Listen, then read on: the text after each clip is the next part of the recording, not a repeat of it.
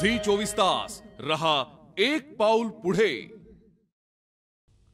नाशिक जिल्ह्यात विक्रमी पावसाची नोंद झाली आहे। जिल्ह्यात 600 मिलीमीटर पावसाची नोंद झाली आहे। त्र्यंबकेश्वर भागातही जोरदार पाऊस झालाय। गोदावरी परिसरात पूर परिस्थिती निर्माण झाली आहे। पुराच्या पाण्यात 2 जण अडकलेत, त्यांना वाचवण्यासाठी शर्थीचे प्रयत्न सुरू आहेत। गेल्या 3 महिन्यापासून पाण्याने तहानलेला नाशिक जिल्हा 24 तासाच्या पावसात पुराने बेफाम झालाय।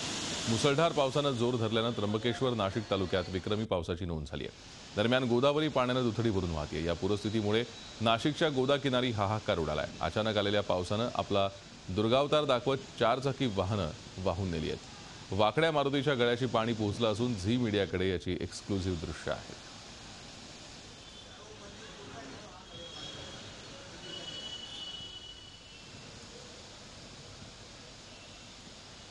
आपण नाशिकच्या रामकुंडाजवळची दृश्य पाहतोय। इथे पूर परिस्थिती निर्माण झाली आहे। या पाण्याच्या प्रवाहात काही वाहने सुद्धा वाहून गेल्याचं आपल्याला दिसतंय। नाशिक जिल्ह्यात गेल्या 24 तासात 600 मिलीमीटर पाऊस झालाय। गेल्या अनेक दिवसांपासून तहानलेला नाशिक जिल्हा जुलैच्या दुसऱ्याच आठवड्यात पावसाने लावलेल्या दमदार हजेरीमुळे आता पूर परिस्थिती अनुभवतोय।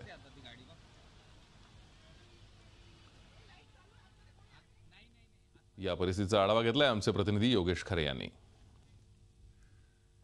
संपूर्ण धरण्या रिकामी झालेल्या नाशिकवर आता पुराचं संकट निर्माण झालंय। आपण बघू शकतोय की मोठ्या प्रमाणामध्ये पूर जो आहे तो संपूर्ण नद्यांमध्ये आपल्याला दिसून येतोय आणि एकूणच यामुळे नासर्डी नद्या ज्या उपनद्या आहेत, गोदावरीच्या उपनद्या, त्या परिसरामध्ये आणि त्र्यंबकेश्वरामध्ये मोठ्या प्रमाणामध्ये पाणी झाल्यामुळे, पाऊस झाल्यामुळे गेल्या 24 तासामधलं ही स्थिती आहे। आपण बघू शकतोय की संपूर्ण मंदिरं जी आहेत रामकुंडावरची, ती मंदिरं या ठिकाणी गेलेली आहेत। मारुती आपण बघू शकतो की मारुतीसुद्धा हा पूर्णपणे या ठिकाणी बुडण्याच्या तयारीत आहे। त्याच्या तोंडापर्यंत पाणी आलेलं आहे आणि हा खरं म्हणजे एक या ठिकाणी पुराचं चिन्ह असतं धोक्याचं, की ज्यावेळेस पुराच्या मारुतीच्या तोंडाजवळ पाणी येतं त्यावेळेस या ठिकाणी धोका निर्माण होतो।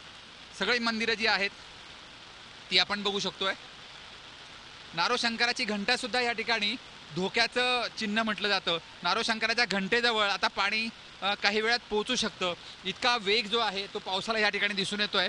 संपूर्ण पूल जो आहे, एक पूलसुद्धा या ठिकाणी पाण्याखाली गेलेत।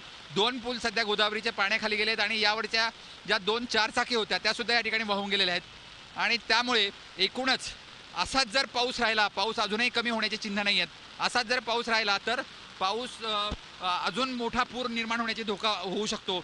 आणि येत्या काळामध्ये लवकरात लवकर प्रशासनाला आता तयारी करावी लागेल ती सर्व लोकांना वाचवण्याची, कारण की गोदावरी नदीकाठावर सर्वत्र या ठिकाणी धोक्याची पातळी निर्माण झाली आहे। व्हिडिओ जर्नलिस्ट प्रतीकसह योगेश खरे, झी मीडिया, नाशिक। झी 24 तास रहा एक पाऊल पुढे।